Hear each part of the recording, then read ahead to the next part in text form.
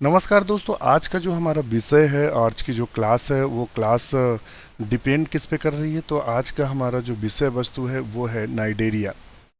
Cnidaria Cnidaria की चर्चा करते हैं, जिसे प्रायः सीलेंट्रेट के भी नाम से जानते हैं। किसके नाम जानते हैं? सीलेंट्रेटा के भी नाम से जानते हैं। अलग अलग नाम है, तो इसको हम सीलेंट्रेटा के भी नाम से जानते हैं। किसका? सीलेंट्रेटा। तो कहीं कहीं आपको नाइडेरिया लिखा रहेगा, कहीं सीलेंट्रेटा, तो आप कंफ्यूज मत होइएगा। इनमें इनको सीलेंट्रेट क्यों कहते हैं, क्या है, इसकी पूरी की पूरी जानकारी आपको दिखाते हैं। पहले हम देख लेते हैं इसमें नंबर ऑफ स्पीसीज कितनी है। नंबर ऑफ स्पीसीज कितनी है, अर्थात इसमें कितने जीव पाए जाते हैं। तो नंबर ऑफ स्पीसीज 9000 है। कितनी है? 9000 स्पीसीज इसमें पाई जाती हैं। दूसरा, नाइडेरिया का मतलब क्या होता है? तो नाइडेरिया का अगर मतलब देखें तो ये नाइडेरिया जो शब्द बना हुआ है, ये ग्रीक शब्द से बना हुआ। किससे बना? ग्रीक। जिसमें से नाइडी, जो नाइडी शब्द है, नाइडी का मतलब होता है नीटेल। क्या होता है? नीटेल होता है।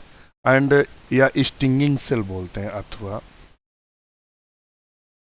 स्टिंगिंग सेल के नाम। क्योंकि इनमें क्या होता है, दंश कोशिकाएं होती हैं। सीधी सी बात समझ लीजिए, समझ में आ जाएगा। दंश कोशिकाएं पाई जाती हैं। क्या पाई जाती हैं? दंश कोशिकाएं पाई जाती हैं। और ये कोशिकाएं क्या होती हैं? दगने का काम करती हैं और जीव को बेहोश कर देती हैं या रक्षा करती हैं। बस इतनी सी बात है। दूसरा, इनमें जो कैविटी पाई जाती है उसे सीलेंट्रॉन कहते हैं। तो वेरी इंपॉर्टेंट है, ये पूछ देता है सीलेंट्रॉन कैविटी किस में पाई जाती है, तो आप लगाएंगे नाइडेरिया या सीलेंट्रेटा में सीलेंट्रॉन कैविटी हमें दिखाई देती है। ध्यान रखिएगा, क्या दिखाई देती है? सीलेंट्रॉन कैविटी दिखाई देती है। दूसरा, एक साइंटिस्ट थे ल्यूकॉर्ट। ल्यूकॉर्ट ने क्वाइंड किया था टर्म सीलेंट्रेटा। सीलेंट्रेटा शब्द किसने दिया? ये भी क्वेश्चन वेरी इंपॉर्टेंट है, आपसे पूछ सकता है सीलेंट्रेटा शब्द किसने दिया। तो ल्यूकॉर्ट ने 1847 में पहली बार सीलेंट्रेट शब्द दिया था।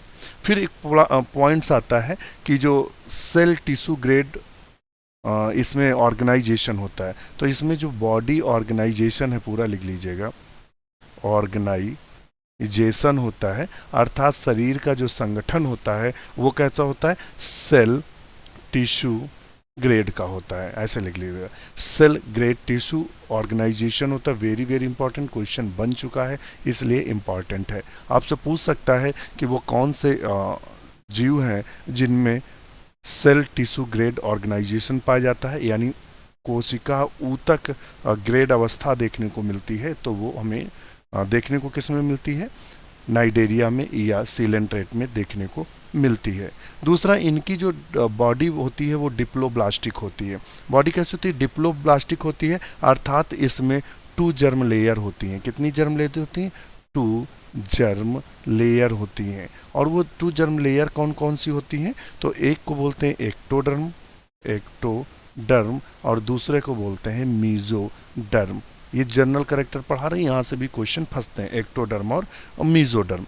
इसमें से जो सॉरी, मीजो नहीं होगा, इंडो होगा, गलत लिख दिया, इंडोडर्म पाई जाती है। इंडोडर्म को क्या बोलते हैं? तो गैस्ट्रोडर्म के भी नाम से जानते हैं।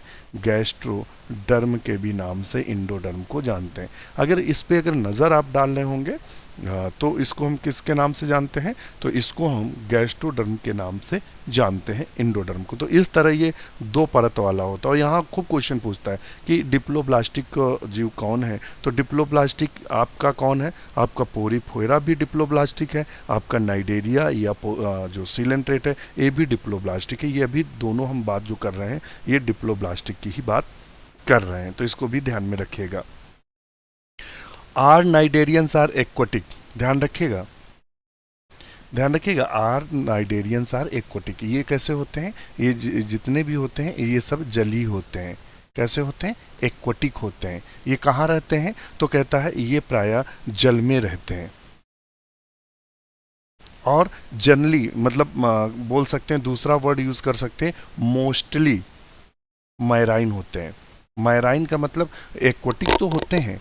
एक्वाटिक का मतलब क्या हुआ कि ये पाए तो जाते हैं जल में, और मगर अधिकतर, कुछ को छोड़कर, अधिकतर जो होते हैं कुछ को छोड़कर, जो अधिकतर होते हैं वो अधिकतर कैसे होते हैं?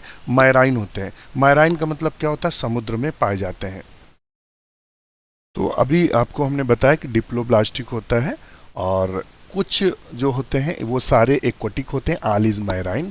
मोस्टली जो होते हैं मतलब जनरली या बोल सकते हैं ज़्यादातर जो होते हैं वो समुद्र में पाए जाते हैं। कुछ जातियाँ फ्रेश वाटर में भी पाई जाती हैं, मगर ये सब के सब मैरीन होते हैं या समुद्र में देखने को मिलते हैं। ये खास करेक्टर है इनका। अच्छा, दूसरा अब हम देख लेते हैं इनकी कुछ जातियां हैं। तो जैसे कि हाइड्रा है, हाइड्रा सोलेट्री होता है। सोलेट्री का मतलब होता है एकक होता है, एकल का मतलब होता है मतलब अकेले रहना पसंद करता है, सिंगल। ओबिलिया जो है कॉलोनियल या सेडेंट्री होता है, और ऑरिलिया फ्री स्विमिंग होता है। इन्हीं तीनों से एक बार क्वेश्चन बन चुका है। हो सकता है ओबिलिया कैसा होता है, आपको दे देगा कॉलोनियल होता है या सोलेट्री, एकल होता है। एकल का मतलब समझ रहे हैं, अकेला रहता हो, ऐसे मान लेते हैं एक ये है, एक ये है, एक ये, इस तरह से रहे तो ये एकल है। तो जब एकल एकल होते हैं तो फिर आप सोलेट्री बोलेंगे। और जब कॉलोनियल होते हैं कि मतलब क्या हुआ, सब गुथे हुए हैं, जैसे मान लेते हैं ये सब आपस में गुथे हुए हैं, तो ओबिलिया कैसा रहता है, गुथा हुआ पाया जाता है, कॉलोनी में पाया जाता है। ऑरिलिया क्या है, फ्री स्विमिंग है, स्वतंत्र रूप से तैरता है। इन तीनों को आप ध्यान में रखेंगे। अब चलते हैं नेक्स्ट पॉइंट पे। ये इनमें डाइमॉर्फिज्म पाई जाती है। क्या पाई जाती है, द्विरूपता पाई जाती है। Cnidarian exhibit dimorphism with polyploid and medusa. Dimorphism का मतलब होता है द्विरूपता दिखाई देती है। द्विरूपता का मतलब इनके द्विरूप होते हैं, दो रूपों का होना। मतलब ऐसे लगता है कि राम कौन है, श्याम कौन है। तो इस तरह से पिक्चर आती थी ना, सीता गीता और राम श्याम, तो ये क्या होते थे, द्विरूप, जुड़वा। तो ये द्विरूप होते हैं, यानी इनके दो रूप होते हैं। तो इनमें दो रूप कौन से होते हैं, एक होता है पॉलीप्लॉइड और एक होता है मेड्यूसा स्टेज। ध्यान रखिएगा। तो पॉलीपॉइड बोलेंगे, पॉलीप्लॉइड लिख दिया, ये गलत लिखा है, इसको सही कर लीजिएगा। यहाँ ऐसे लिख लीजिएगा, पॉलीपॉइड, पॉलीपॉइड कर लीजिएगा, पॉलीप्लॉइड लिख दिया है, दिमाग में रहा होगा, पॉलीपॉइड, पॉलीपॉइड बोलते हैं, या पॉलिप स्टेज लिख लीजिएगा, ऐसे लिख लीजिएगा, पॉलिप समझ में आ जाएगा।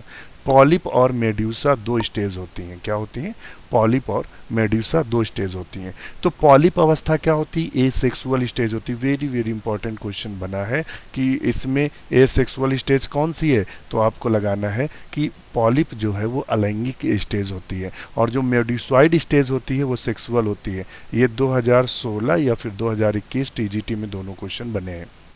मेड्यूसाइड स्टेज सेक्सुअल स्टेज होती है, लैंगिक स्टेज होती है, इसको भी ध्यान में रखेंगे। दूसरा, मेटाजिनेसिस या अल्टरनेशन ऑफ जनरेशन इसमें पाया जाता है। ध्यान रखिएगा, इसमें मेटाजिनेसिस अथवा अल्टरनेशन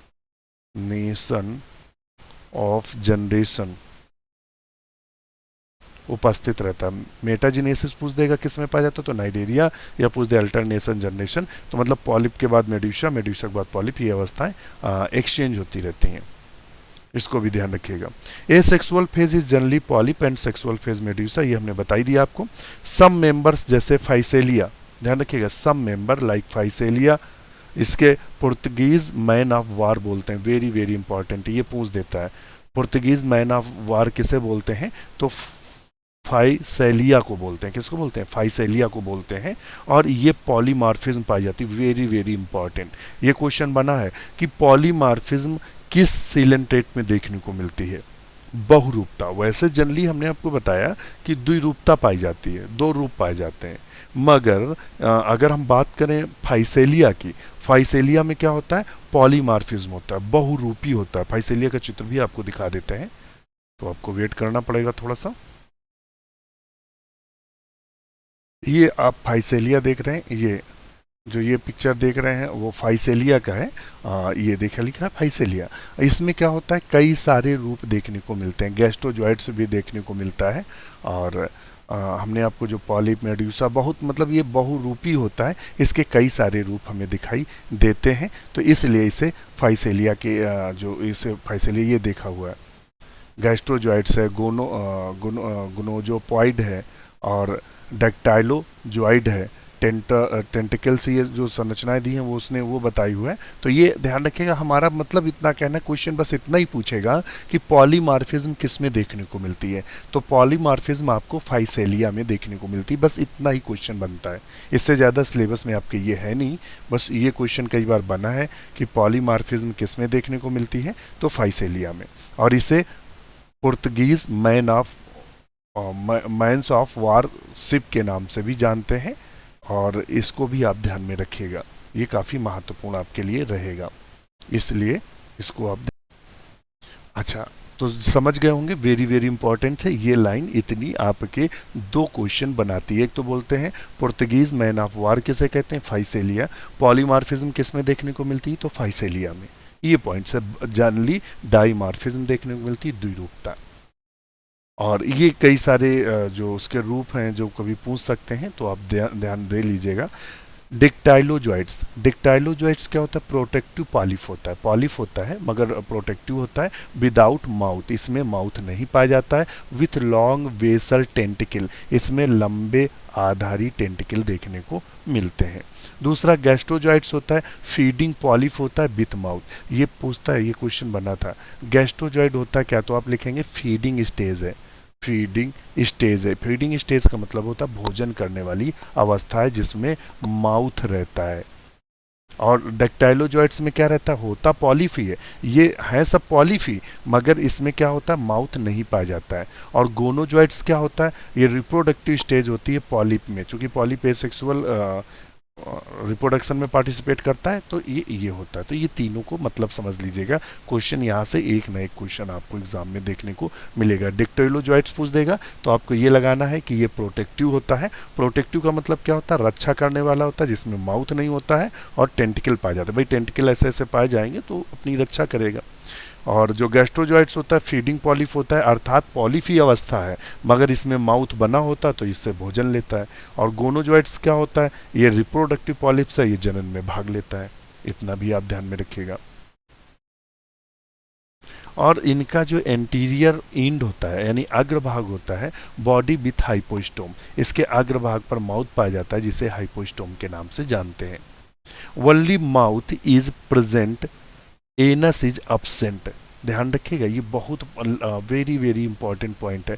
हम आपको फिर बता दें कि हम आपको सिर्फ वही पॉइंट यहाँ उपलब्ध कराएंगे जो एग्ज़ाम की दृष्टि से 100% महत्वपूर्ण हो। हम आपको एक भी परसेंट डाटा ऐसा देने वाले नहीं हैं जो एग्ज़ाम की दृष्टि से महत्वपूर्ण हो, आपको लगे कि BSc MSc क्लास हम पढ़ रहे हैं। क्योंकि रीज़न क्या है, आपको एग्ज़ाम क्वालिफाई करना, आपको विद्वान नहीं बनाना। हमारा उद्देश्य यहाँ विद्वान बनाने की क्लास नहीं चलनी है। अगर विद्वान बनना है तो फिर BSc MSc की कोचिंग करो तो वहाँ विद्वान बनोगे।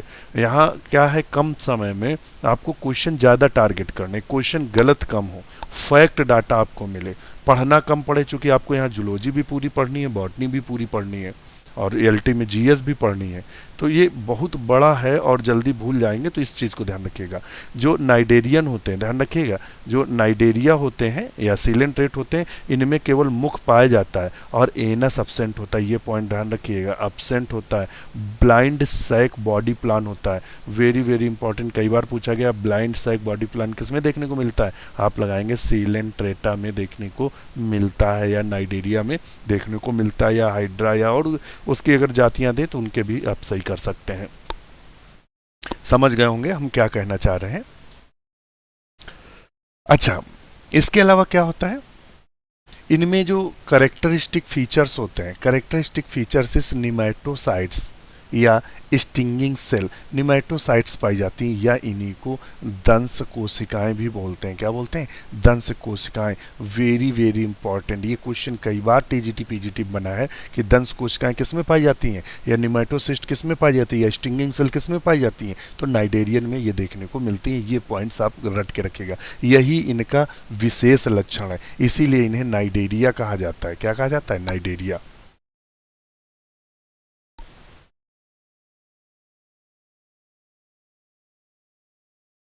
दूसरा, प्रिमेटिव नर्वस सिस्टम होता है, इनमें आद्य प्रकार का नर्वस सिस्टम होता है विथ सिनेप्टिक और no synaptic nerve, net but no brain. इनमें क्या होता है, सिनेप्टिक अथवा सिनेप्टिक बिना नर्व्स नेट मतलब जाल पाया जाता है नर्व्स का, और इनमें ब्रेन का अभाव होता है, यानी मस्तिष्क नहीं पाया जाता, सिर्फ नर्व सेल से ही पाई जाती हैं। इसको भी आप ध्यान में रखेंगे, काफ़ी महत्वपूर्ण ये पॉइंट्स है। दूसरा, इनका जो माउथ होता है, इन एक पॉइंट्स और लिख लीजिएगा, जो इनका माउथ होता है, मुख जो छूट गया है, mouth surrounded by the tentacle, जो इनका मुख होता है सराउंडेड बाय, यू कर लेना है, सराउंडेड बाय टेंटिकल्स, टेंटिकल से सराउंड रहता है। अब यहाँ से एक पॉइंट ध्यान रखिएगा, जो ओबिलिया होता है, ओबिलिया, ओबिलिया में ये टेंटिकल सॉलिड होते हैं, मतलब ठोस होते हैं।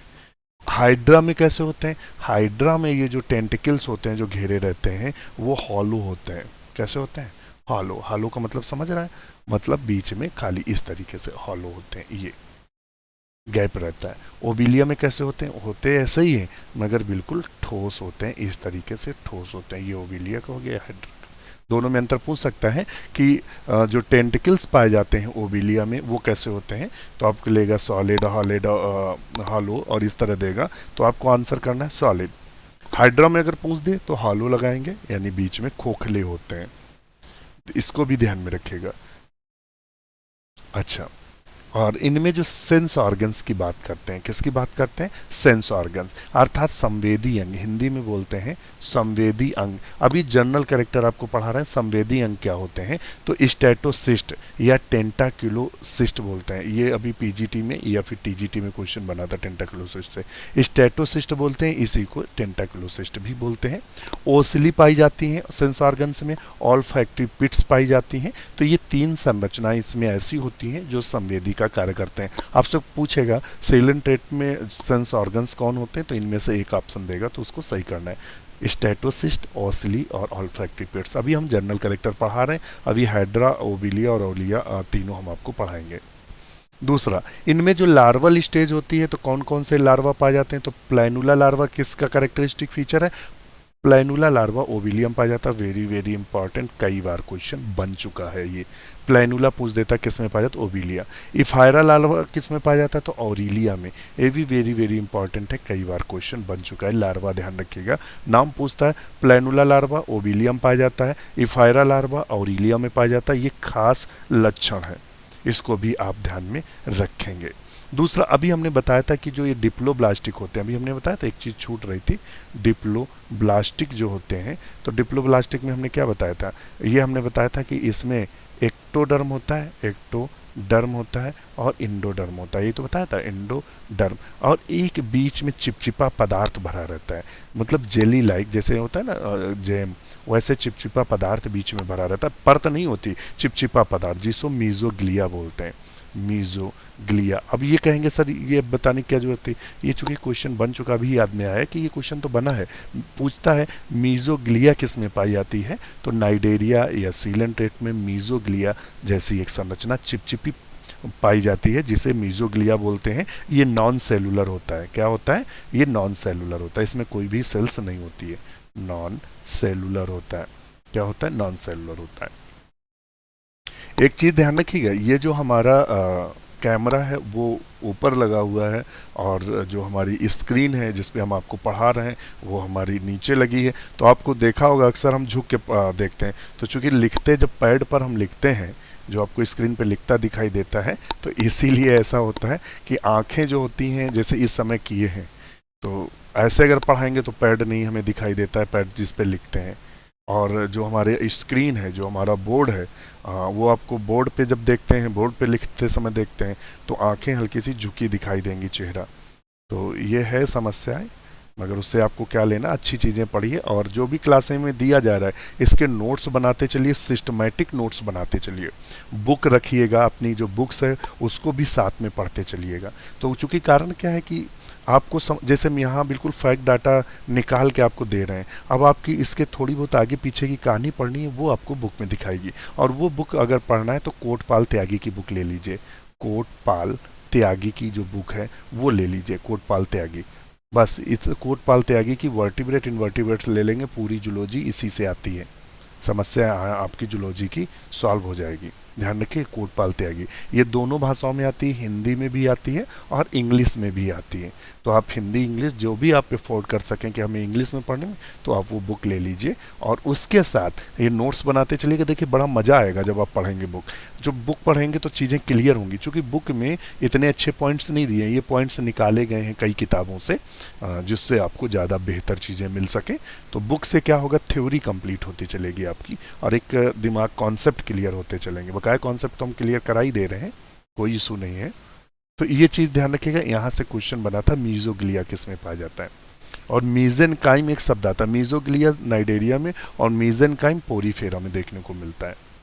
अच्छा, classification based on polyp and medusa stage, ध्यान रखिएगा, classification based on polyp and medusa stage. अब यहाँ वेरी वेरी इंपॉर्टेंट है, वो पूछ सकता है कि जो नाइडेरिया का क्लासिफिकेशन है या नाइडेरिया का जो वर्गीकरण है वो किसके आधार पर किया गया है, किसके आधार पर किया गया है। तो वो पॉलिप और मेड्यूसा की उपस्थिति और अनुपस्थिति के आधार पर क्लासिफिकेशन किया गया है। Very very important. जैसे कि एक अक्सर क्वेश्चन आपने देखा होगा एग्जाम में, और क्वेश्चन क्या बनता है, तो क्वेश्चन ये बनता है कि जो प्रोटोजोवंस की बात कर रहे हैं, प्रोटोजोवन का क्लासिफिकेशन किस पे किया गया, लोकोमोटिव ऑर्गन्स के आधार पे। तो यहाँ भी पूछ सकता है नाइडेरियन का जो क्लासिफिकेशन किया गया है उसको किस आधार पे किया गया, तो आप ऑप्शन लगाएंगे पॉलिप और मेड्यूसा की उपस्थिति के आधार पे। अच्छा, अब इसको कई भागों में बांटा गया है, तो इन 3 क्लासेस में डिवाइड किया गया है। कितने क्लासेस में डिवाइड किया गया है, तो इनकी जो क्लासेस हैं वो प्राय 3 है। देखिए अब हम आपको पूरा क्लासिफिकेशन अगर कोटपाल त्यागी पढ़ाने लगेंगे तो 15 या 10 पन्ने का क्लासिफिकेशन है, तो आप पढ़ते पढ़ते पागल हो जाएंगे, एग्जाम तो कभी निकाल ही नहीं सकते। एग्जाम निकालना है तो बिल्कुल फैक्ट डाटा पढ़िए, उसी को याद करिए, उतने में आपका काम हो जाएगा। तो क्लास फर्स्ट है, ये क्लास फर्स्ट है हाइड्रोजोआ, ZOA बना है हाइड्रोजोआ। हाइड्रोजोआ है क्या, तो इसका अगर ग्रीक में मतलब समझ लें हाइड्रो का, तो हाइड्रोज मीन्स होता है, हाइड्रोस मीन्स होता है पानी में पाए जाने वाले यानी वाटर, और जोइस का मतलब होता है, जोइस, जोइस का मतलब क्या होता है, एनिमल, अर्थात ऐसे जीव जो पानी में रहते हैं, इसलिए हाइड्रोजोआ कहा गया। ध्यान रखिएगा। दूसरा पॉलिपॉइड और मेड्यूसाइड स्टेज, मेड्यूसा विथ विलम, इसमें ये देखिएगा, इसमें पॉलिप अवस्था या फिर मेड्यूसाइड स्टेज दोनों पाई जाती हैं, या तो पॉलिप अवस्था में होगा या दोनों, मतलब पॉलिप भी होगी मेड्यूसा स्टेजेस होगी। विथ विलम, इसमें जो मेड्यूसा स्टेज होती है विथ विलम होती है, इसको ध्यान रखिएगा। यहाँ लिखेंगे medusa, medusa with Vilam, medusa में क्या पाया जाता है, विलम संरचना पाई जाती है। मोस्टली मैरीन, ये मोस्टली एक्चुअली में हमने अपने नोट्स बनाए हैं ये आपको पढ़ाने के लिए, तो हमने बहुत शार्ट में बना लिए हैं, तो बीच बीच में हम शब्दों को खा गए हैं। खाने का मतलब समझ रहे हो, हमें समझना था तो इसलिए बना लिए। अब आपको चूंकि पढ़ाना है तो चीज़ें आप लिख लीजिएगा। लिखेंगे पॉलिप और मेड्यूसा, पॉलिप अथवा मेड्यूसा स्टेज में पाए जाते हैं। इनमें जो मेड्यूसा होता है, यहाँ से आप पैरा खत्म करिएगा, मेड्यूसा विथ विलम, मेड्यूसा में विलम पाया जाता है। फिर आप यहाँ कामा लगाएंगे, मोस्टली मैरीन, ये प्रायः समुद्र में पाए जाते हैं, अथवा इनकी कुछ जातियां फ्रेश वाटर में भी पाई जाती हैं, इसको भी ध्यान में आप रखिएगा। इसके अंतर्गत एग्जाम्पल कौन कौन से आता है, हाइड्रा आता है, वेरी वेरी इंपॉर्टेंट एग्जाम्पल है। ये पूछ देता है हाइड्रा किस क्लास में रखा गया है, इस तरह क्वेश्चन पूछते हैं, हाइड्रा किस क्लास में रखा गया, ओविलिया किस में रखा गया है, फाइसेलिया किस में रखा गया। तो इस चीज़ को बहुत ध्यान में रखिएगा, क्लासिफिकेशन को हल्के में ना लीजिएगा। क्वेश्चन बहुत घुमा फिरा के पूछते हैं, जैसे अभी पिछली बार 16 या 21 में पूछता है ल्यूकोसोलिनिया किस में रखा गया, किस क्लास में, यही सेम टू सेम क्वेश्चन आ गया था। तो जिन चीज़ों को आप हल्का समझ के छोड़ जाएंगे क्वेश्चन वहीं से उठाता है, और एग्जामिनर ये जानता है कि जो भी पढ़ने वाला होता है क्लासिफिकेशन कभी कोई ध्यान नहीं देता। तो हम बिल्कुल शार्ट में क्लासिफिकेशन ले रहे हैं, बहुत ब्रॉड नहीं है। तो मैरीन फ्रेश वाटर है, और इसमें पाया कौन सा जाता है, हाइड्रा पाया जाता है, ओविलिया और बोगनविलिया। बोगनविलिया एक पौधे का भी नाम है, पौधे में भी जो पौधे हैं उसमें भी एक बोगनविलिया होता है, और एक जो जीव है जो मतलब सीलेंटेट है वो भी बोगनविलिया है, इसीलिए लिखा है सम प्लांट्स नेम बोगनविलिया। कुछ पौधों का नाम भी बोगनविलिया है, और एक ये जंतु बोगनविलिया इसमें रखा गया है, किसमें, हाइड्रोजोआ में। इसके अलावा फाइसेलिया, जिसे पुर्तगीज मैन ऑफ वार बोलते हैं, वो भी इसी में रखा गया है, हाइड्रोजोआ में, ये ध्यान रखिएगा। अब आता है स्काइफोजोआ, क्लास सेकेंड स्काइफोजोआ। इसके स्काइफोजोआ का आल मैरीन, जितने भी जंतु स्काइफोजोआ में पाए जाते हैं वो सारे कैसे हैं, मैरीन। एक्चुअली में स्काइफो माने होता क्या है, स्काइफो का मतलब होता है कप लाइक। क्या होता है, कप लाइक, कप के नुमा। तो ये सभी मैरीन होते हैं, इसको भी ध्यान रखिएगा। विथ मैरीन, यहाँ कामा लगाएंगे, विथ थिक मीजोग्लिया। इनमें जो मीजोग्लिया होता है, अभी हमने आपको 3 परतें बताई थी, एक ये और ये थी एक्टोडर्म, और ये थी इंडोडर्म, और ये थी मीजोग्लिया। मीजोग्लिया क्या होती है, चिपचिपी एक परत होती है, जेली लाइक या जेल लाइक या जेली लाइक, तो वो है। और वो कैसी होती है, थिक, मोटी होती है। म्यूडाई जो मेड्यूसॉइड फेस डोमिनेंट, यहाँ ये पॉइंट आप पकड़ के लगेगा। इसमें मुख्य फेस कौन सी होती है, मेड्यूसा। ये मेड्यूसाइज्ड अवस्था में ही पाया जाता है। इनमें पॉलिप, प्राय पॉलिप जो अवस्था होती है वो अपसेंट होती है। क्या होती है, अपसेंट, अर्थात इसमें पॉलिप अवस्था होती ही नहीं है, या होती है तो अनुपस्थित होती है। इसका एग्जाम्पल कौन है, ऑरिलिया। और तो ये क्वेश्चन बना था, ये अभी 2016 के टीजीटी में बना हो या फिर पीजीटी में बना हो, पूछा था कि ऑरिलिया किस स्टेज में रहता है, तो ये प्राय रहता है मेड्यूसा स्टेज में। या फिर पूछा हो फ्री स्विमिंग कौन सी अवस्था, इस तरह का क्वेश्चन। मेड्यूसा जिसका आंसर था, मुझे याद आ रहा है, आप लोगों ने पेपर भेजा था तो मुझे याद है, उसमें या तो पूछा था फ्री स्विमिंग अवस्था कौन सी है, स्वतंत्र तैरने वाली अवस्था कौन सी है, तो उसमें मतलब ऑप्शन जो था वो मेड्यूसा ही सही था। आयोग ने भी उसको माना, और उसमें जिन्होंने सही किया वो चूंकि मेड्यूसा है इसलिए बताया। तो ऑरिलिया मेड्यूसा अवस्था में ही रहता है। इसके अलावा राइजोस्टोमा, ये किस में रखे गए, स्काइफोजोआ के अंतर्गत रखे गए। ध्यान रखिएगा, इसीलिए मैं कहता हूँ नोट, अपने नोट्स वीडियो देख दे, क्योंकि बीच में शब्द गायब है, ये सिस्टमेटिक नहीं लिखा है, ये हमने आपको समझाने के लिए, जिससे हमें यहाँ लिखना ना पड़े। अगर हम ये जितनी चीज़ें लिखेंगे तो एक क्लास में क्लासिफिकेशन होगा, और आपका इतना सिलेबस है भाई ख़त्म करना है। देखिए, आप बहुत अच्छे प्रवक्ता हो सकते हैं, आप पढ़ाने वाले हो सकते हैं, अगर समय से चीज़ें ना उपलब्ध करा पाएँ तो आपके टैलेंट का कोई मतलब नहीं है। तो यहाँ हमारा तो मानना यही है कि आपको समय से पहले, एग्ज़ाम होने से पहले आपका पूरा सिलेबस हम कवर करा दें। तो अब उसके लिए हम ये तरीका अपना के रखे हैं, स्कैन करा के पहले नोट करते हैं, लिखते हैं, और फिर आपको स्कैन करके ये पढ़ाते हैं, जिससे आपका सिलेबस फटाफट कवर होता चले। तो समझ गए होंगे। अच्छा, अब हम आते हैं तीसरे नंबर पे, एंथोजोआ। क्लास हमारी थर्ड है, एंथोजोआ। एंथोजोआ क्या होता है, only polyps, no medusa. Very very important, पूछ देता है वो कौन सा वर्ग है या वो कौन सी क्लास है जिसमें मेड्यूसा अनुपस्थित होती है। क्या होती है, अनुपस्थित होती है, नो मेड्यूसा। और ये किस अवस्था में रहता है, केवल पॉलिप अवस्था में रहता है। Gastrovascular cavity divided into compartment. इनमें जो गैस्ट्रोवेस्कुलर कैविटी होती है, यानी बीच का जो खांच होती है, जैसे कि हमारी एलिमेंट्री, उसी तरह इसमें कैविटी होती है, वो कंपार्टमेंट्स बाय द मेजन ट्राइस। इसको भी ध्यान में रखिएगा। फिर से सुनिएगा, ये क्या होते हैं, पहले तो इसको हम थोड़ा सा और डिटेल कर दें, चूंकि इसको हमने शार्ट में लिखा है। ये आल मैरीन लिख लीजिएगा, आल मैरीन, ये जोड़ लीजिएगा। ये सभी समुद्री होते हैं। दूसरे कैसे होते हैं, सोलेटरी होते हैं। कैसे होते हैं, सोलेटरी होते हैं, ये सोलेटरी एकक होते हैं, अथवा फिर कॉलोनियल होते हैं। पूरा लिख लीजिएगा, हो सकता है क्वेश्चन फंसा दे। आल पॉलिप, ये किस अवस्था में रहते हैं, सभी पॉलिप अवस्था में रहते हैं। No medusa. Gastrovascular cavity divided in compartment by the mesenteries. किसमें, मेजेंट्रीज, ये आई है और ये ई एस है, मेजेंट्रीज। जो कंपार्टमेंट्स होते हैं बाई मेजेंट्रीज के द्वारा कंपार्टमेंट्स होते हैं। एग्जाम्पल कौन है, गोरगोनिया। कौन है, गोरगोनिया, ध्यान रखिएगा, गोरगोनिया, ट्यूबिपोरा, मैट्रीडियम, ये इसके एग्जाम्पल हैं। गोरगोनिया, ट्यूबिपोरा और मैट्रीडियम, ये इनके एग्जाम्पल हैं। बस ये आपको पढ़ने नहीं है, केवल सुनने हैं, उतना ही काफ़ी है आपके लिए। Commonly called the C anemone and corals. इनको प्राय, इसमें जो ये वर्ग है, इसको प्राय हम किसके नाम से जानते हैं, ये जो दिख रहे हैं ना, ये सब, इनको प्राय हम सी एनीमोन और कोरल्स के नाम से जानते हैं। ध्यान रखिएगा, किसके नाम से जानते हैं, सी एनीमोन, या फिर हम इनको कोरल्स के नाम से जानते हैं। ये काफ़ी आपके लिए महत्वपूर्ण है। अब हमारा आता है, इसके बाद आता है हाइड्रा। हाइड्रा की चर्चा कर लेते हैं। और टाइम देख लेते हैं, अगर आज हाइड्रा खत्म होने लायक होगा तो खत्म कर देंगे।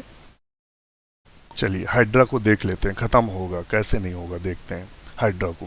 हाइड्रा क्या है? हाइड्रा की जब बात करते हैं तो हाइड्रा आपके सिलेबस में है। इसको ट्रम्बले, वैज्ञानिक का नाम है ट्रम्बले, TREMBLEY, ट्रम्बले ने 1744 में डिस्कवर किया था। खोजा किसने था? तो ये इसको खोजने का श्रेय किसको जाता है? ट्रम्बले को। और इसका नाम किसने दिया था? तो लीनियस ने इसका नाम दिया था। हाइड्रा नाम किसने दिया? तो लीनियस ने दिया। खोजा किसने? तो ट्रम्बले ने खोजा। वेरी वेरी इंपॉर्टेंट, यहाँ से क्वेश्चन बनते हैं। आपसे पूछ सकता है हाइड्रा की खोज किसने की? एक्चुअली में आपके टीजीटी में हाइड्रा नहीं है शायद, मुझे लगता है हाइड्रा है नहीं टीजीटी में आपके, इसको भी ध्यान में रखिएगा। मगर एलटी में आपके हाइड्रा है। तो ट्रम्बले और लीनियस ने नाम दिया। हाइड्रा इज पॉलीपिस्टेज, ये बहुत वेरी वेरी इंपॉर्टेंट है, पूछ देता है हाइड्रा किस स्टेज में रहता है, हाइड्रा किस अवस्था में रहता है? तो वो प्राय उसकी पॉलिप स्टेज में रहता है। किसमें? पॉलिप स्टेज में। Very very important. हाइड्रा कैसा होता है? एसिलुमेट होता है। वेरी वेरी इंपॉर्टेंट, पूछ दे सकता है हाइड्रा कैसा? एसिलुमेट। एसिलुमेट का मतलब जिसमें सीलोम का अभाव होता है। एक आता है क्लोरोहाइड्रा, वेरी इंपॉर्टेंट है, क्लोरोहाइड्रा विर्डिसिमा, पूरा नाम दिखेगा क्लोरोहाइड्रा विर्डिसिमा इज कॉल्ड ग्रीन हाइड्रा। इसको हम ग्रीन हाइड्रा के नाम से जानते हैं। किसके नाम से जानते हैं? ग्रीन हाइड्रा के नाम से जानते हैं। किसको? क्लोरोहाइड्रा विर्डिसिमा को हम ग्रीन हाइड्रा के नाम से जानते हैं। क्यों? इट इज ग्रीन बिकॉज, किस कारण होता है? Symbiotic association with chlorella vulgaris, इसमें इसके साथ क्लोरेला वल्गेरिस चिपका रहता है, इसलिए ये हमें ग्रीन दिखाई देता है या हरा दिखाई देता है। हाइड्रा रहता है कहाँ है? ये भी तो देख लेते हैं। ये पानी में रहता है। कहाँ रहता है? जल में रहता है। हाइड्रा कहाँ रहता है? जल में। और कैसे जल में रहता है? तो ये प्रायः फ्रेश वाटर में रहता है। कहाँ रहता है? नदी, झील, झरने, तालाब आदि में पाया जाता है। और कैसे रहता है? स्टैग्नेंट स्टेज में रहता है। स्टैग्नेंट का मतलब स्थिर अवस्था में रहता है। कैसे रहता है? स्थिर, मतलब चिपका रहता है चट्टान से, ये इस तरीके से, ये ऐसे। ये समझ गए होंगे मेरे और कहना क्या है? अच्छा, एक क्वेश्चन और पूछता है कि हाइड्रा में टेंटिकल्स की संख्या कितनी होती है? हाइड्रा का जो चित्र देखेंगे तो आपको चित्र भी हम दिखा दें, थोड़ा सा आपको वेट करना पड़ेगा। तो ये आप पिक्चर देख रहे हैं, हाइड्रा का पिक्चर आपके स्क्रीन पर है। और इस चित्र को अगर आप नज़र डाल रहे होंगे, इस चित्र को, तो यहाँ ये टेंटिकल्स हैं। ये क्या है? टेंटिकल्स। इसमें ये जो टेंटिकल्स हैं, ये 1 2 3 4 5, ये इस तरह से टेंटिकल्स हैं, 6 7, इस तरह से टेंटिकल्स हमें दिखाई देती हैं। तो इन्हीं टेंटिकल्स की हम बात कर रहे थे। ये जो टेंटिकल्स आपको दिख रहे हैं,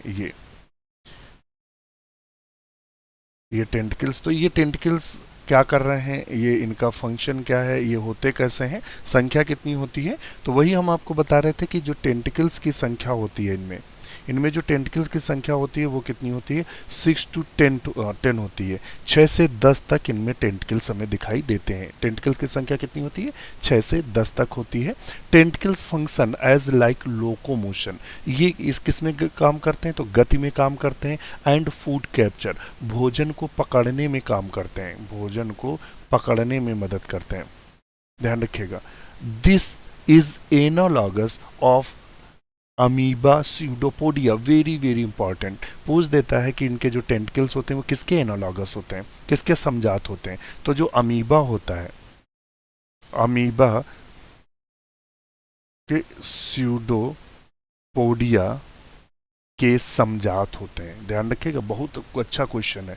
पूछ सकता है कि अमीबा जो हाइड्रा के टेंटिकल्स होते हैं वो किसके समजात होते हैं? तो हाइड्रा के जो टेंटिकल्स होते हैं, तो अमीबा जो होता है उसके जो स्यूडोपोडिया भी हमने पढ़ाया था, उसी के बिल्कुल समजात होते हैं। इनका कार्य क्या है? एक तो गति करना, मूवमेंट करना, एक जगह से दूसरे जगह जाने में मदद करना। दूसरा, भोजन को ऐसे जैसे होता है ना, उंगलियों का हमारा काम क्या होता है? पकड़ना, वैसे ही इसका काम होता है पकड़ना। अच्छा, आप देखते हैं, mouth situated on a manubrium और hypostome, it is most sensitive region, ये मोस्ट सेंसिटिव रीजन होता है। अब हम आपको दिखाते हैं, इसमें टेंटिकल्स की संख्या 6 से 10 होती है, जो कि अभी हमने आपको बताई। कितनी होती है? टेंटिकल्स की संख्या, तो टेंटिकल्स की संख्या प्रायः होती है 6 से 10, यही तो बताई थी संख्या। अच्छा, इनमें पाए दूसरा एक क्षेत्र होता है, ये वाला जो क्षेत्र, ये जिसे हाइपोस्टोम बोलते हैं।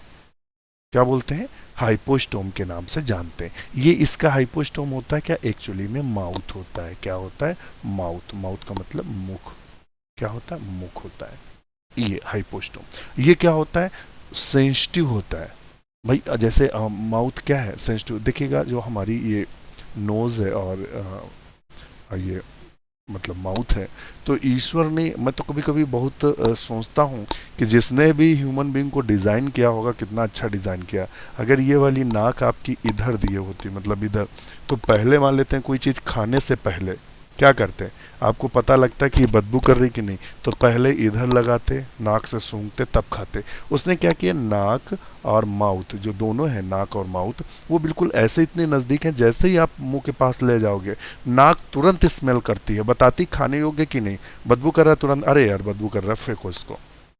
तो कभी ईश्वर को भी जिसने भी निर्माण किया या जिसने भी डिज़ाइन किया या जैसे भी हुआ, कितना परफेक्ट बॉडी है, समझ लीजिएगा। यही आप देख भी सकते हैं, जो चीज़ ले रहे हैं उसको देख भी सकते हैं। वो तुरंत जैसे माउथ के पास लेंगे तो सूंघ भी तुरंत सूंघेंगे। खाने से पहले आपको ऑटोमेटिक स्मेल आती है, और स्मेल के चक्कर में आपके मुंह में पानी भी आ जाता है और तुरंत खा जाते हैं। अगर जरा भी है यहाँ मुंह तक लाए, छोड़ देते हैं, फेंक देते हैं। तो ये सेंसिटिव रीजन्स है, जो हमारा ये वाला क्षेत्र है बहुत सेंसिटिव होता है। तो कभी कभी मैं सोचता हूँ कि अगर ऐसा ना होता तो क्या होता।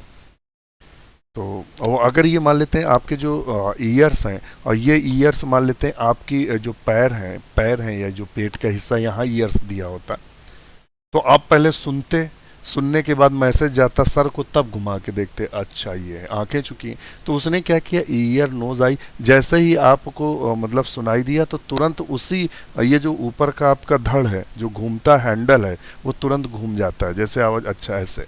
तो ये सब बिल्कुल परफेक्ट बनाया गया है। तो कभी कभी आप धन्यवाद भी दे दिया करो उस ईश्वर को जिसने बड़ी फुर्सत से आप सबको बनाया है, हमें भी उसी ने बनाया भाई। चलिए, सेंसिटिव, तो ये एरिया कैसा होता है, सेंसिटिव होता है। यही चीज़ हम आपको बता रहे थे, तो पिक्चर से चीज़ें क्लियर होती चलेंगी, इसीलिए हमने पिक्चर लगा के रखा है। दूसरा, ectoderm contains two nerve cell. इनमें जो एक्टोडर्म है, ये वेरी वेरी इंपॉर्टेंट है, क्वेश्चन पूछ सकता है कि नर्व सेल किस में पाई जाती हैं। तो जो इसको एक्टोडर्म है या बाय वाला हिस्सा है, वही एक्टोडर्म में ही नर्व सेल्स पाई जाती। And interstitial cell, inter, very very important, ये क्वेश्चन बना है, कौन सी सेल टोटीपोटेंट होती हैं। टोटीपोटेंट हमने बताया था कि वो कोशिकाएं जो किसी भी प्रकार की कोशिकाओं में परिवर्तित हो जाएं, उन सभी कोशिकाओं को हम टोटीपोटेंट सेल के नाम से जानते हैं। वो कोशिकाएं जो किसी भी प्रकार की कोशिकाओं में बदल जाएं। मान लेते हैं टीटोपोटेंट सेल्स का मतलब हुआ कि वो लीवर की कोशिका को जरूरत है, तो वो लीवर की कोशिका की तरह मतलब चेंज हो जाएगी लीवर में। किडनी की कोशिका, किडनी बननी है, तो ये जो टीटोपोटेंट सेल्स है वो किडनी भी बना लेगी। तो ये है। और वो सेल्स कौन सी होती हैं जिनमें टीटोपोटेंट पावर होती है, तो इंटरस्टाइटियल सेल बोलते हैं। क्या बोलते हैं, इंटरस्टाइटियल सेल्स बोलते हैं। वेरी वेरी इंपॉर्टेंट, रट लीजिएगा, टीटोपोटेंट होती है। नीडोसिस्ट, ध्यान रखिएगा, इसी में एक्टोडर्म में क्या क्या पाया जा रहा है, नर्व सेल्स पाई जा रही हैं, इंटरस्टाइटियल सेल्स पाई जाती हैं, टोटीपोटेंट जो होती हैं, और नीडोसिस्ट पाई जाती हैं जो दंश कोशिका हैं, वो भी देखने को मिलती हैं। दूसरा, nutritive muscular cell bears both flagella and pseudopodia. जो इसमें न्यूट्रेटिव यानी जो पोषण से संबंधित कोशिकाएं मस्कुलर सेल्स होती हैं, उनमें फ्लैजिला भी पाया जाता है और स्यूडोपोडिया दोनों पाया जाता है। वेरी वेरी इंपॉर्टेंट, इसीलिए स्टार लगा है। अर्थात पूछ सकता है वो कौन सी सेल है जिसमें फ्लैजिला भी पाया जाता है और स्यूडोपोडिया भी पाए जाते हैं। तो न्यूट्रेटिव मस्कुलर जो सेल्स होता है उसमें फ्लैजिला और स्यूडोपोडिया दोनों पाए जाते हैं, इसको भी ध्यान में रखिएगा। और क्या पाया जाता है, स्मूथ मायोफाइब्रिल्स पाए जाते हैं। मीजोग्लिया, मीजोग्लिया हमने बताया था चिपचिपा पदार्थ, एक्टोडर्म और इंडोडर्म के बीच में एक चिपचिपा पदार्थ बना रहता है जिसे हम मीजोग्लिया के नाम से जानते हैं। तो मीजोग्लिया जो होता है सिक्रीटेड बाय, किससे सिक्रीटेड होता है, एक्टो और इंडोडर्मल सेल्स, यानी इससे भी स्रावित होता है और इससे, बाह्य परत और अंतःपरत दोनों से ये स्रावित होता है मीजोग्लिया, इसको भी ध्यान में रखिएगा। सीलेंट्राइट, ये वेरी वेरी इंपॉर्टेंट क्वेश्चन बना है। सीलेंट्रेट जो होता है डबल वर्क करता है, कैसा वर्क करता है? डबल वर्क करता है, डबल वर्क करता है, यानी दोनों कार्य करता है। कौन सा? डाइजेशन का भी काम करता है अर्थात पाचन का भी काम करता है, और सर्कुलेशन अर्थात संचरण का भी काम करता है। ध्यान रखिएगा, ये वेरी वेरी इंपॉर्टेंट पूछ सकता है। सिलेंट्रॉन का फंक्शन क्या है? पूछ देगा डाइजेशन, और अक्सर लोग लगा के आ जाएंगे हाँ डाइजेशन। नहीं, ये डाइजेशन पाचन भी इसका जो सिलेंट्रॉन करता है और संचरण भी करता है। पिक्चर में देखेंगे तो ये वाला जो गैस्ट्रोवेस्कुलर कैविटी है सिलेंट्रॉन, यही सिलेंट्रॉन होती है, ये वाला एरिया।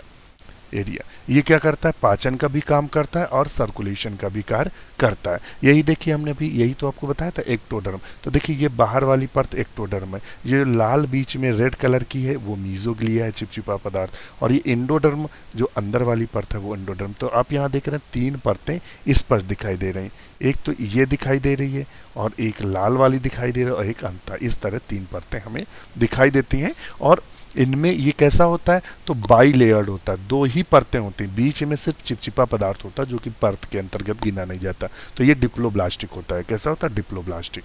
इसको भी ध्यान में रखिएगा। अब आते हैं अपने पुनः टॉपिक पे।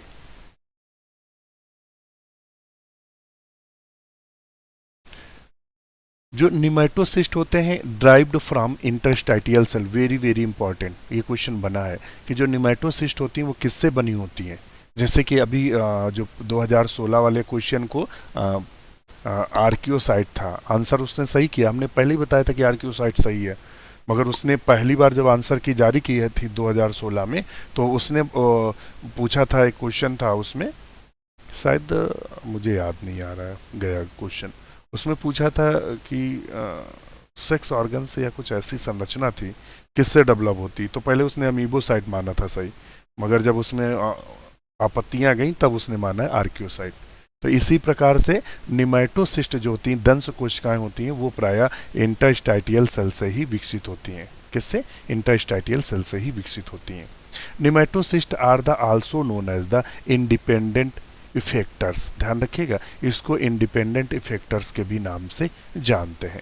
इन निमेटोसिस्ट के अंदर एक जहरीला या टॉक्सिन पदार्थ भरा रहता है, हिप्नोटॉक्सिन। वेरी वेरी इंपॉर्टेंट, ये क्वेश्चन बन चुका है कि निमेटोसिस्ट के अंदर जो पॉइजनस पदार्थ होता है उसका नाम क्या है, तो हिप्नोटॉक्सिन बोलते हैं।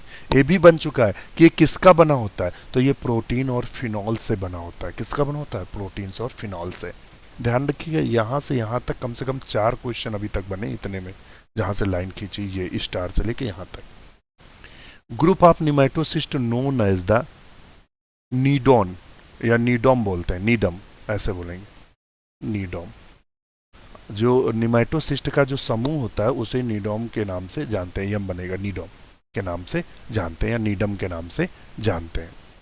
समझिएगा बात को। और क्या होता है? Trigger needle of the cnidoblast is called cnidocil. इसमें एक्चुअली में जो अगर इसका निमेटोसिस्ट दिखाएंगे तो इसका पिक्चर भी आपको दिखा दें तो क्लियर हो जाएगा। अब यहाँ देखिएगा, ये हाइड्रा का सेक्शन है, जो हाइड्रा का सेक्शन काटा गया है, ये हाइड्रा है, हाइड्रा के हमने परत को काटा तो यही तो तीनों दिखाई दी थी। ये भाई बाहर वाली एरिया है, ये है एपिडर्मिस या एक्टोडर्म बोल सकते हैं, एक्टोडर्म है। और ये बीच वाला क्या है? ये चिपचिपा पदार्थ बड़ा मीजोग्लिया। और ये अंदर वाला जो है एंडोडर्म या उसे गैस्ट्रोडर्मिस के नाम से जानते हैं, ये गैस्ट्रोवेस्कुलर कैविटी है, यही तो बताया था। तो एक्टोडर्म में हमने बताया था कि कौन कौन सी कोशिकाएं पाई जाती, तो हमने बताया था इंटरस्टाइटियल सेल्स पाई जाती हैं, ये वाली कोशिकाएं, ये जो दिख रही हैं ये वाली कोशिकाएं, ये इंटरस्टाइटियल सेल्स हैं। और हमने क्या बताया था? इसके अलावा हमने कहा था न्यूरॉन सेल्स पाई जाती, जिन्हें सेंसरी सेल्स के नाम से जानते हैं, यही तो हमने बताया था। थोड़ा बड़ा कर दें जिससे आपको थोड़ी सी दिक्कत ना हो, चीज़ें क्लियर होनी चाहिए। अच्छा, मुझे लगता है अब समझ में आ रहा होगा। अच्छा, यही तो बताया था सेंसरी सेल्स, ये सेंसरी सेल्स हैं।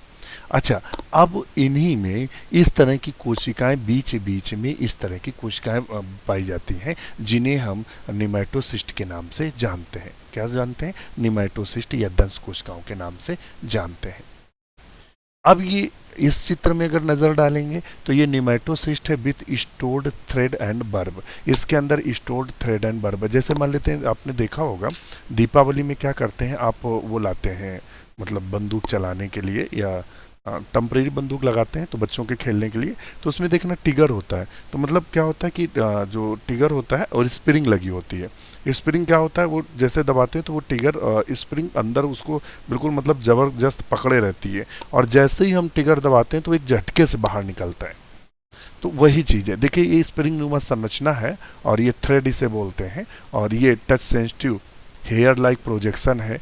इसमें जैसे ही कोई चीज टच होती है और जैसे ही टच हुई इसको संवेदना गई कि कुछ मतलब अनवांटेड है या मतलब ऐसा है जो काम का नहीं है, तो वैसे ही ये क्या करता है, झट से एकदम झटके के साथ फट से बाहर निकल आता है। तो ये बर्ब है, ये थ्रेड है, और इसी के अंदर भरा होता है हिप्नोटॉक्सिन। वो उस शिकार के अंदर प्रवेश कर जाता है, मतलब जो शत्रु होता है प्रवेश कर जाता है, शत्रु कुछ समय के लिए मूर्छित हो जाता है।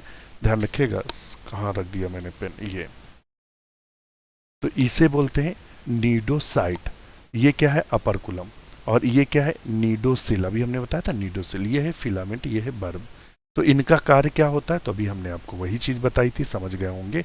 वही कहा था, ट्रिगर होता है नीडल, जिसे नीडोब्लास्ट कहते हैं, इस कार्ड नीडोसिल। हाइड्रा ये क्या होता है, निकलता है, इसके अंदर क्या भरा रहता है, तो अभी हमने आपको बताया था हिप्नोटॉक्सिन भरा रहता है। हिप्नोटॉक्सिन कैसा होता है, प्रोटीनियस और फिनॉल्स का बना होता है, प्रोटीन और फिनॉल्स का बना होता है। जैसे ही दगता है वैसे ही शिकार या तो मर जाता है या तो फिर क्या होता है, बेहोश हो जाता है। हाइड्रा होता कैसा है, तो कार्निवोरस होता है, ध्यान रखिएगा। हाइड्रा कैसा होता है, कार्निवोरस, मांसाहारी होता है, मांसाहारी होता है, ध्यान रखिएगा।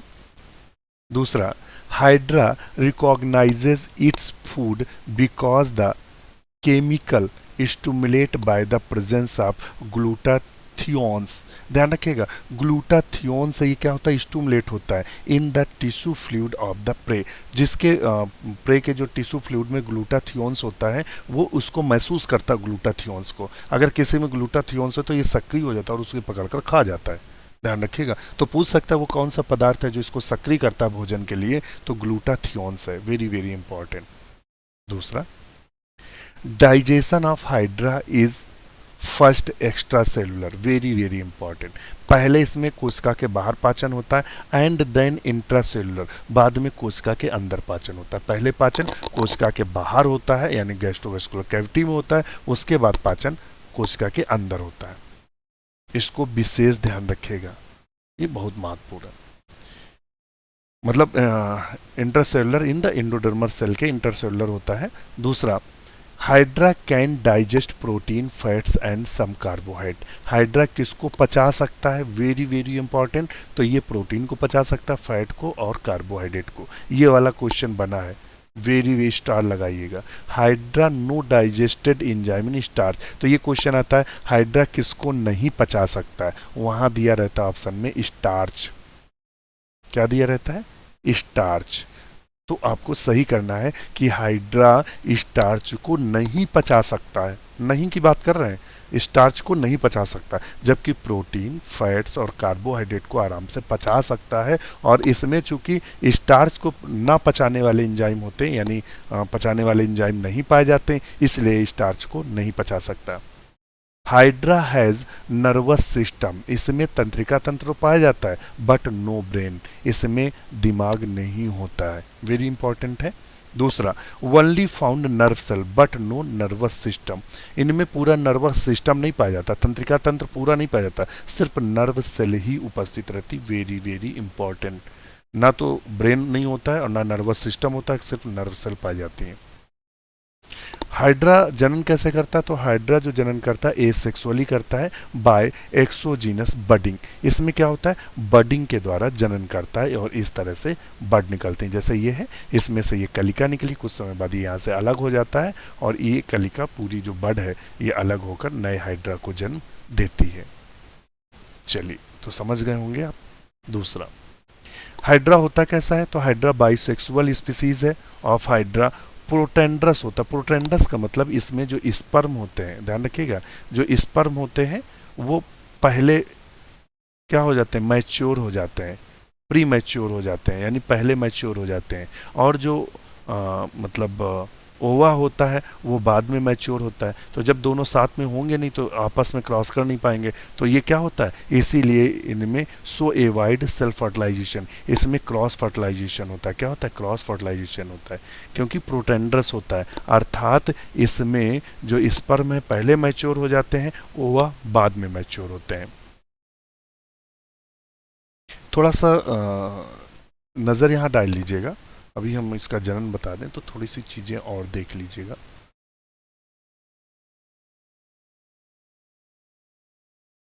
रिप्रोडक्शन, तो ये भी हमने बता दिया था कि एसेक्सुअल रिप्रोडक्शन होता है, बडिंग के द्वारा होता है, एक्सोजीनस होता है।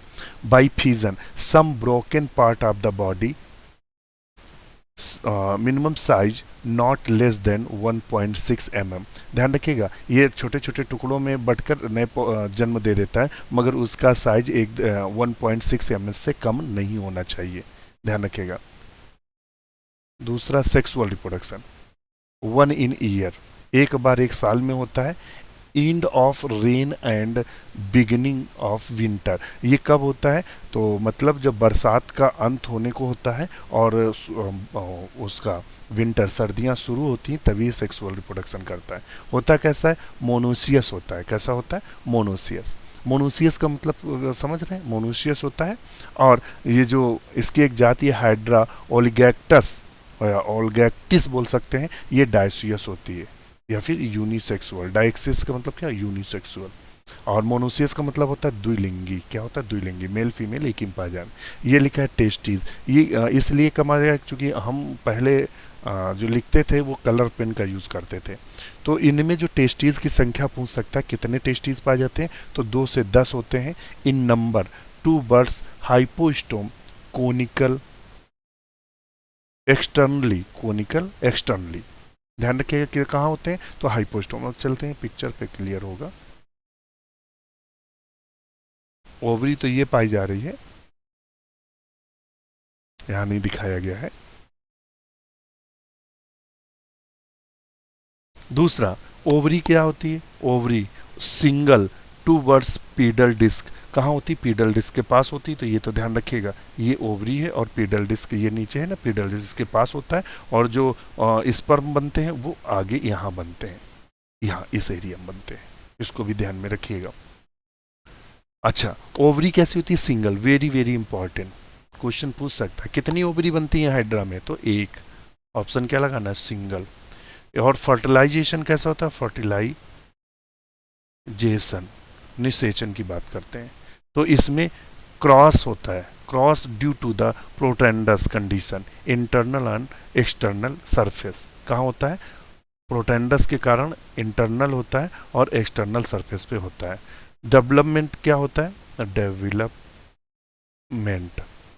तो डायरेक्ट होता है, डायरेक्ट होता है। डायरेक्ट इसलिए होता है क्योंकि इसमें लार्वा स्टेज अब्सेंट होती है, अनुपस्थित होती है, इसलिए इसे बोलते हैं डायरेक्ट। इसमें जो जायगोट बनता है, क्या बनता है, जायगोट में क्लीवेज कैसा होता है, तो जैसे मान लेते हैं जायगोट है तो होलो ब्लास्टिक क्लीवेज होता है पूरा पूरा। ब्लास्टुला बनता है, ब्लास्टुला से गैस्टुला बनता है, गैस्टुला से सीधे यंग हाइड्रा का निर्माण हो जाता है। तो ये आप समझ गए होंगे। और कल हम चर्चा करेंगे ओविलिया की। किसकी चर्चा करेंगे, ओविलिया की। कल हमारा जो टॉपिक रहेगा ओविलिया और ऑरिलिया, कल हम दोनों खत्म करेंगे और परसों एक नए टॉपिक में पहुंचेंगे। तो इस तरह से हाइड्रा हम सब ने किया ख़त्म। और हमें आप कमेंट्स कर सकते हैं, वीडियो कैसे लग रहे हैं ये आप हमें पर्सनल कमेंट कर सकते हैं। इसी के साथ नमस्कार।